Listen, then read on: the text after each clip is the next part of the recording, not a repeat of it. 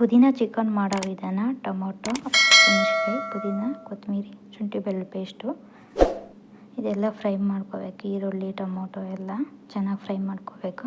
ಇವಾಗ ಪುದೀನ ಬೇಕು, ಕೊತ್ತಂಬರಿ. ಪ್ಲೀಸ್ ಯಾರೆಲ್ಲ ಸಬ್ಸ್ಕ್ರೈಬ್ ಮಾಡ್ಕೊಂಡಿಲ್ಲ ಸಬ್ಸ್ಕ್ರೈಬ್ ಮಾಡ್ಕೊಳ್ಳಿ,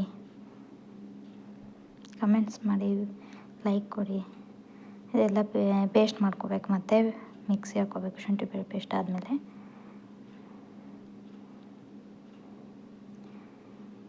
ಎಲ್ಲ ರೆಡಿ ಆಯಿತು. ಇವಾಗ ಮಿಕ್ಸಿ ಹಾಕ್ಕೋಬೇಕು. ಆಮೇಲೆ ಚಿಕನ್ ಹಾಕ್ಕೊಂಡು ಉಪ್ಪು ಹಾಕ್ಕೊಂಡು ಅರಿಶಿನ ಹಾಕ್ಕೊಂಡು ಫ್ರೈ ಮಾಡ್ಕೋಬೇಕು ಚೆನ್ನಾಗಿ.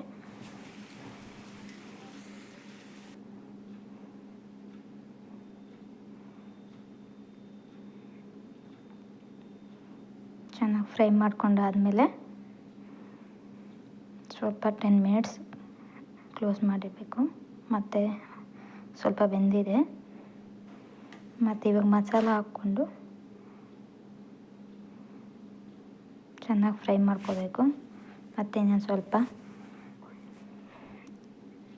ನೀರು ಆ್ಯಡ್ ಮಾಡಬೇಕು.